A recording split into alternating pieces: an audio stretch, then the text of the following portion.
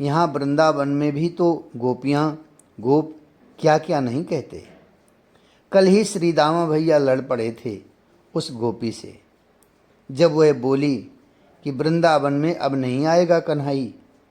श्री दामा भैया झगड़ पड़े थे उससे।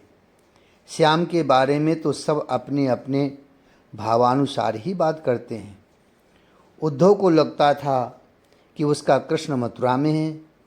हमारे ग्वाल बालों को भी तो लगता है कि उनका श्याम सुंदर नित्य खेलता है उनके साथ यहीं। पर उद्धव आए और गए, कहकर गए थे कि कृष्ण को ले आऊँगा, पक्का ले आऊँगा। मैं हंसी थी उस समय, कहाँ से लाता उद्धव कृष्ण को। मथुरा में थोड़ी ही है श्याम सुंदर। मेरी श्याम तो वृंदावन में हैं, बरसाने में हैं, बरसाने की कुंजों में हैं, यहाँ के प्रेम सरोवर में हैं, यहाँ के सांकरी खोर में हैं, मेरे हृदय में हैं, मेरे अंग अंग में हैं, मेरी सांसों में हैं।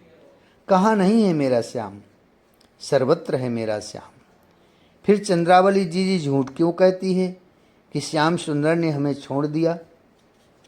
उफ, कैसे गलबैयाँ देकर मुझसे कहते, राधे तुम मैं और मैं तुम।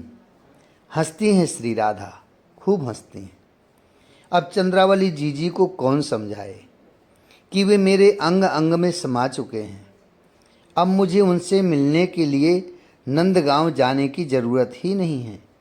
वो तो मेरी सांसों में ही समा चुके, मेरी धड़कन वही हैं।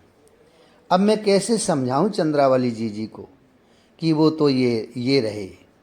देख, वो कदम्ब के नीचे बैठे बांसुरी बजा रहे हैं। देख, वो रहे मेरे करीब आ रहे हैं। ओह, मुझे हृदय से लगा लिया है। इसके बाद मूर्छित हो जाती हैं श्री राधा रानी। ललता सखी बस अपने आंसुओं को बहाती रहती है अपनी लाडली की ये स्थिति देखकर। पर महाभाव में डूबी श्री राधा रानी श्याम के अलावा अब किसी और को कम ही पहचानने लगी हैं। ज़्यादा समय भावोन्माद की स्थिति में ही रहती हैं। विशोक गोप की कन्या हूँ मैं, फिर भी इतनी शोकग्रस्त क्यों हूँ। दुख सुख मेरा अपना कहाँ है। मुझे स्वयं के लिए कभी कुछ चाहिए ही नहीं था। मेरी मैया शारदा का कीर्ति रानी से मित्रवत व्यवहार था। बस मेरा जब जन्म हुआ, भानु बाबा और कीर्ति रानी ने आकर मेरे घर में आनंद कर दिया था। मेरे बगल में ही लाकर सुला दिया था लाडली को। बस उसी दिन से मेरी अपनी स्वामिनी हो गई थी वो। फिर तो उन्हीं के महल में खेलना, उन्हीं के वस्त्रों को पहनना, उन्हीं को खिलाकर खाना जीवन का लक्ष्य ही यही हो गया था मेरा। तो विवाह करने की सोची नहीं। श्याम सुंदर प्राण थे मेरे भी, पर वो तो मेरी स्वामिनी श्री राधा को चाहते थे। तो मैंने भी अपनी कामना श्री जी के चरणों में ही चढ़ा दी थी। श्री राधा की जो कामना है वही मेरी भी कामना बनती जा रही थी। मेरे बाबा ने अच्छे अच्छे रिश्ते खोजे, पर मुझे तो करनी ही नहीं थी शादी। पर क्यों, कारण बताना ही पड़ेगा तुम्हें ललिता। मेरी मैया ने मुझे डांटते हुए पूछा था, मेरी लाडली का क्या होगा। मैं नहीं रहूँगी तो मेरी श्री राधा को कौन संभालेगा। ये कैसा तर्क था। कन्याओं को तो विवाह करके पराए घर जाना ही पड़ता है ना। मैया, श्याम सुंदर चले गए हैं मथुरा, अब शायद ही आवें। स्थिति बिगड़ रही है दिन प्रतिदिन श्री राधा की। उनका उन्माद बढ़ता ही जा रहा है। उनके साथ किसी को हर समय रहना ही पड़ेगा, नहीं तो क्या पता वो अपने जीवन लीला को ही समाप्त कर दें। मैया और बाबा को समझा दिया मैंने, स्पष्टता से समझा दिया था। अब नहीं कहते मुझसे विवाह करने के लिए, पर दुखी होते रहते हैं। किंतु मैं तो दुख के अपार सागर में ही डूबी पड़ी हूँ। मेरी श्री राधा ठीक हो जाएं। बस हर देव स्थान में मैंने यही मांगा है, मेरी श्री राधा पहले की तरह मुस्कुराएं। ब्राह्मणों को प्रणाम करते हुए उनसे यही आशीर्वाद मांगती हूँ। गंडा तावीज तंत्र मंत्र क्या नहीं करवाया मैंने। क्या चाहती हो ललते? हर महीने में चली जाती हूँ महर्षि सांडिल्य के पास और उनके पास जाकर पूछती रहती हूँ, श्याम आएगा? लाल लाल मेरी आंखों में महर्षि तक देख नहीं पाते थे। फिर मैं ये प्रश्न भी तो बड़े आक्रामक होकर पूछती हूँ। महर्षि कुछ नहीं कहते, आंखें बंद करके बैठ जाते और जब आंखें उनकी खुलती तब अश्रु बिंदु लुढ़क पड़ते थे। वो सजल नयनों से मुझे देखते, अश्रु बहाते हुए मुझसे कहते, हाथ जोड़ते हुए मुझसे कहते, नहीं आएगा श्याम सुंदर? क्या? मेरी आंखें क्रोध से लाल हो जाती। मुझे क्रोध आता था क्योंकि मेरी श्री राधा रानी की इस स्थिति के लिए जिम्मेवार कौन था? मेरे सांसों की बढ़ती गति और मेरा क्रोध देखकर महर्षि मेरे सामने हाथ जोड़ते थे और कहते, मेरे शिष्य श्याम सुंदर को तुम श्राप मत देना ललिता। तुम भगवती ललितांबा हो, तुम ही त्रिपुर सुंदरी हो जो सदैव शिव के हृदय में ही विराजमान रहती हो। पर यहाँ वृंदावन में आह्लादनी की सखी बनकर तुम उनकी सेवा में ही लगी हो। महर्षि ने मेरे सामने हाथ जोड़ दिए थे। मैं क्या कहती उनसे? मैं शांत होती, अपने आप को संभालती, फिर कहती, महर्षि मिलन कब होगा हमारी सखी श्री राधा और श्याम सुंदर का? कुछ वर्ष और। कितने वर्ष और महर्षि? श्याम के गए हुए 5 वर्ष तो बीत चुके हैं, और कितने? ललिते, अभी तो बहुत समय बाकी है, करीब 95 वर्ष और। मेरा हृदय चक धक बोलकर रह जाता। ओह, अभी 95 वर्ष और? हाँ ललिते, संभालना होगा अपनी श्री राधा रानी को। मैं उठ गई, पर जाते जाते बोली, महर्षि तुम्हारी यज्ञ कुंड की भस्म ले जाऊं? लगा दूंगी माथे में अपनी लाडली के, कुछ तो शांति मिलेगी। मैं कुछ भी करने के लिए तैयार थी अपनी स्वामिनी के लिए। महर्षि स्वयं रो पड़ते थे मेरी भस्म ले जाने की बात सुनकर। कुछ नहीं होगा इन सबसे ललिता। क्यों नहीं होगा? प्रभावती गोपी को भूत लगा था। ऊंची पहाड़ी के तांत्रिक बाबा ने भस्म दी और वो ठीक हो गई। क्या कहें मुझ पगली को? महर्षि इतना ही कहते, ये भूत प्रेत की बाधा नहीं है ललिता, तुम भी समझती हो। हाँ मैं समझती हूँ, पर अभी कुछ नहीं समझ पा रही हूँ। मेरी स्वामी मूर्छित हैं अभी। अब जब उठेंगी तब उनकी उन्माद जन्य स्थिति। ओह, मैं रो पड़ी थी। नहीं नहीं, ये झूठ है। कह दो ना भैया, ये झूठ है। ऐसी सूचना क्यों देते हो तुम? अब मैं ये बात अपनी स्वामिनी को कैसे बताऊं? मत बताओ। पर ललिता, मैंने तुम्हें बता दिया है, सच्चाई यही है। श्री दामा भैया ये क्या कह गए? मैं शून्य में ताकती रह गई। मेरे कुछ समझ में नहीं आ रहा था कि दूसरा वज्रपात हमारे ऊपर क्यों? हमारा राजा अब जरासंध। ओह, श्याम सुंदर अपने परिवार समाज के सहित मथुरा छोड़कर जा चुके थे। कहाँ? पर यह बात श्री दामा भैया ने हमें नहीं बताया। मैं किंकर्तव्य विमूढ़ सी हो गई थी। क्या करूं? कहाँ जाऊं? किससे कहूं? हिलकियों से रो पड़ी थी मैं। धरती में अपना सिर पटक रही थी मैं। हाय, ये क्या हो गया? हम लोग वृंदावन वाले कम से कम ये सोचकर तो संतुष्ट थे कि मथुरा में हमारा श्याम सुंदर है और मथुरा हमसे पास ही है। हम ना भी जाएं तो क्या हुआ? वृंदावन के कुछ लोग हैं जो मथुरा जाते आते हैं, उन्हीं से समाचार तो मिल जाता था कि श्याम कैसा है। पर अब हे श्याम सुंदर, हे प्रियतम, हे प्राणेश। ओह, श्री राधा रानी की मूर्छा टूट गई थी। मैं दौड़ी दौड़ी गई, जल पिलाया उन्हें। ललिते, चंद्रावली जीजी कहाँ हैं? स्वामिनी, आपको क्यों चाहिए चंद्रावली? ललिते, वह कह रही थी कि मैं मथुरा जाऊंगी और श्याम सुंदर से मिलकर आऊंगी।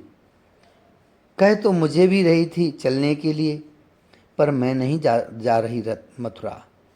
मेरी ललिते, जाना, बुलाकर लाना जीजी चंद्रावली को और उनसे पूछ कि मथुरा वो जाकर आई हैं तो हमारा श्याम सुंदर कैसा है, वो ठीक है ना?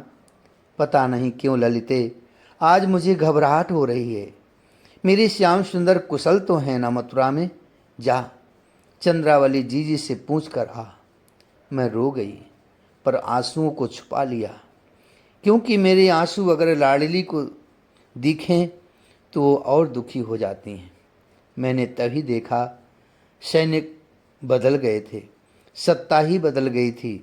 बरसाने में सैनिकों की जो टुकड़ी आ रही थी, पर हर ग्वालवाल के मन में यही प्रश्न अब उठ रहा था कि क्या सत्ता बदल गई? सब डरे हुए से थे, भोले भाले ब्रजवासी।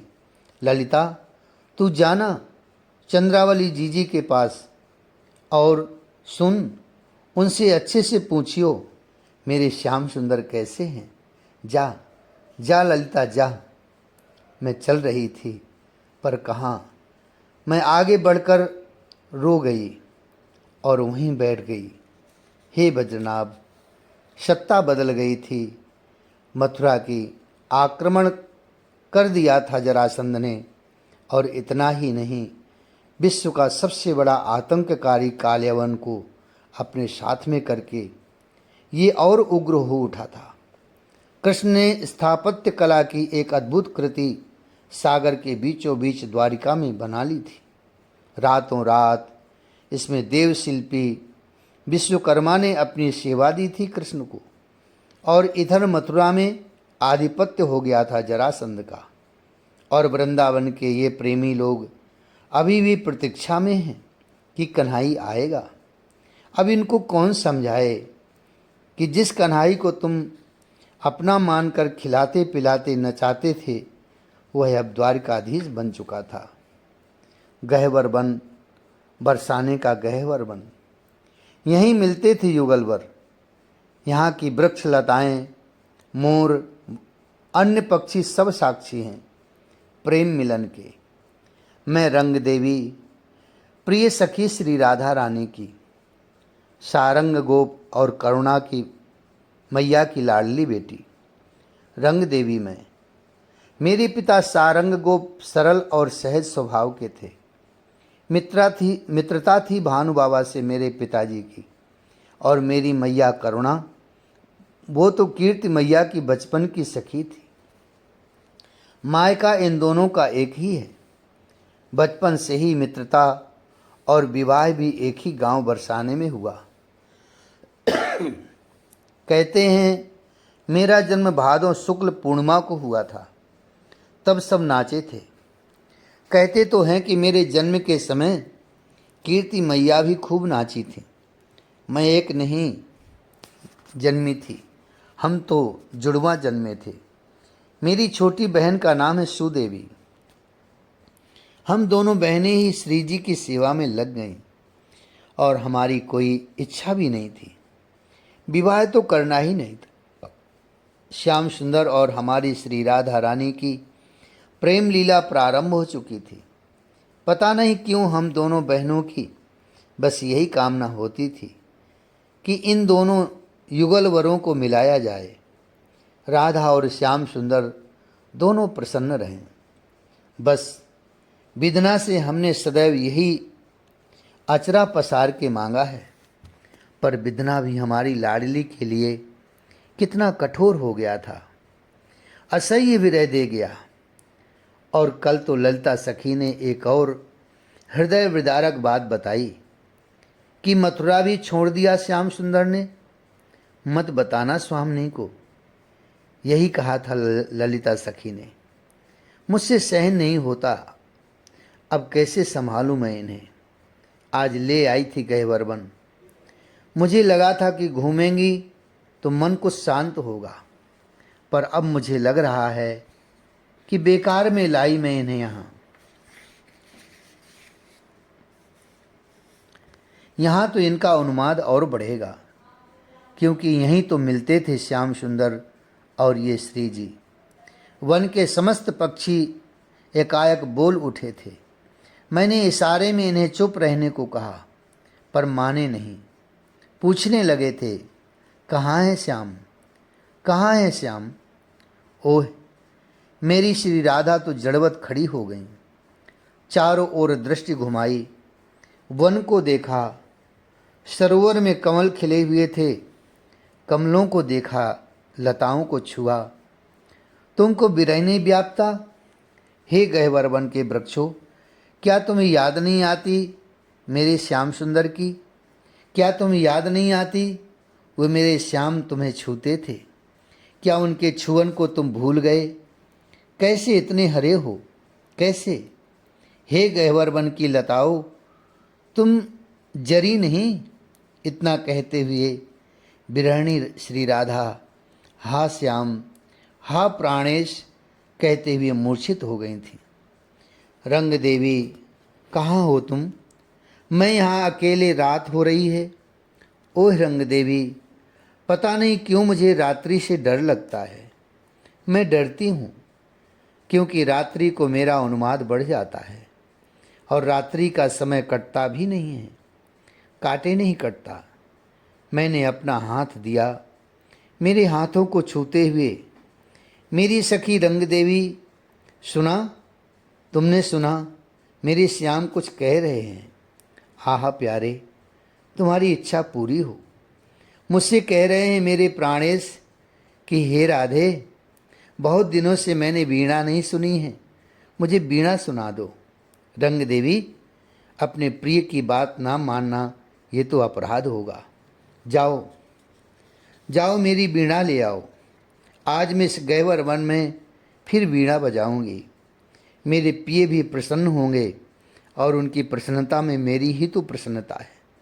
देख रंग देवी, ये वृक्ष भी सुनना चाहते हैं मेरी वीणा को, ये लताएं और ये मोर भी।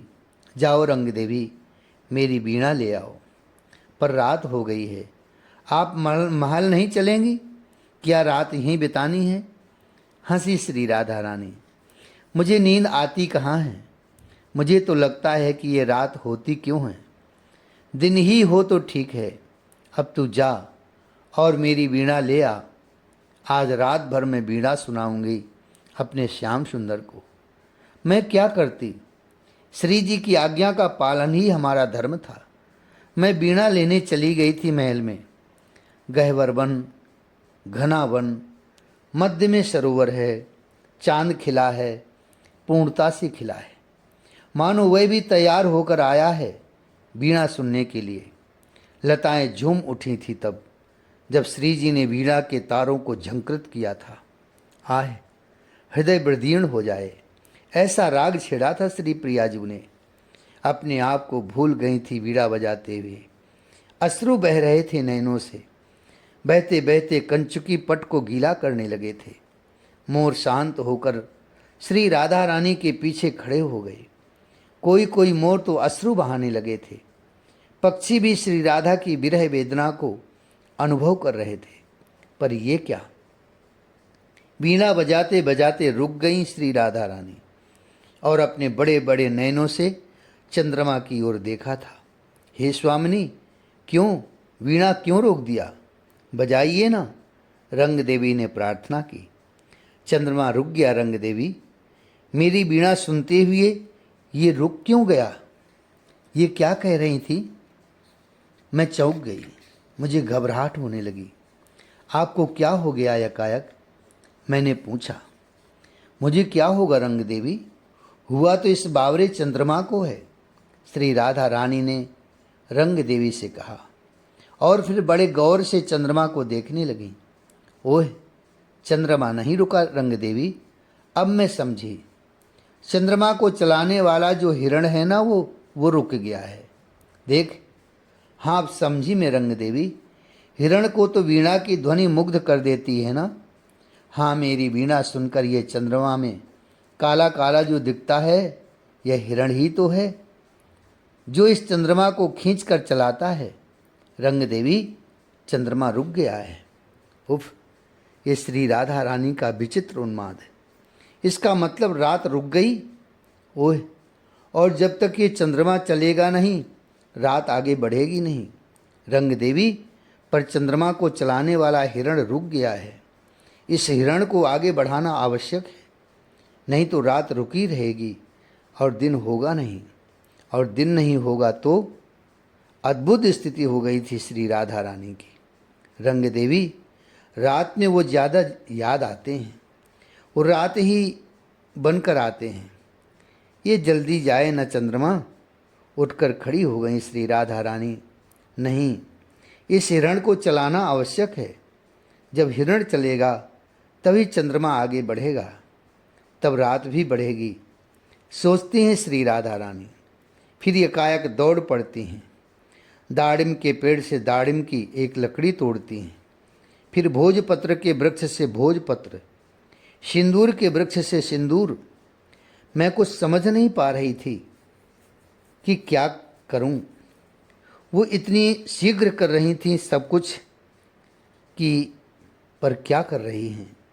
भोजपत्र को धरती में रखा, सिंदूर के बीज निकाले, उन्हें मसला, फिर उसे दाड़िम की लकड़ी में लगाकर कुछ चित्र बना रही हैं श्री राधा रानी। मैंने देखने की कोशिश की तो वो बना चुकी थी। उफ, सिंह का चित्र बनाया था और उस चित्र को चंद्रमा को दिखा रही थी, फिर ताली बजाते हुए हंसी। रंग देवी, देखा, सिंह के भय से हिरण अब चल रहा है, चंद्रमा भी बढ़ रहा है और रात अब चल दी है। अब शीघ्र ही सुबह होगी। ये कहते हुए वीणा को फिर हाथों में लिया श्री राधा रानी ने और बजाने लगी वीणा। पर मैंने अपनी स्वामिनी से प्रार्थना की, आप ना बजाएं, क्योंकि वीणा सुनकर फिर रुक गया हिरण तो तब तो चंद्रमा भी रुक जाएगा और रात भी रुक जाएगी। ये कहते हुए श्री राधा रानी ने वीणा रख दी थी। प्यारे, सुन ली ना वीणा तुमने? बोलो ना, कहो ना। रंग देवी, श्याम सुंदर कुछ बोलते क्यों नहीं हैं? श्री राधा रानी ने मुझसे पूछा था, इस प्रेमोन्माद का मैं क्या उत्तर देती? सो गए हैं आपके प्यारे, मैंने इतना ही कहा था। ओह, मैं भी कैसा अपराध करती हूँ ना, अपने स्वार्थ के लिए प्यारे को रात भर जगाना चाहती हूँ। छी, ये पाप है। मुझसे क्या हो गया? फिर रुदन, फिर विरह सागर में डूब जाना श्री राधा रानी का। उफ, हे वज्रनाभ, मैं भी कभी कभी बरसाना हो आता था और वहाँ की स्थिति देखता तो मेरा हृदय चीत्कार कर उठता। मुझे श्री कृष्ण से शिकायत होने लगी थी और दुखद तो ये भी था कि अब वो मथुरा में भी नहीं, दूर दूर वृंदावन से बहुत दूर खारे समुद्र में जाकर रहने लगे थे।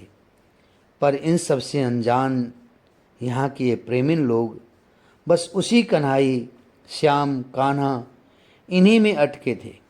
किंतु वो तो द्वारकाधीश महाराजाधिराज श्री कृष्णचंद्र महाराज बन बैठे थे।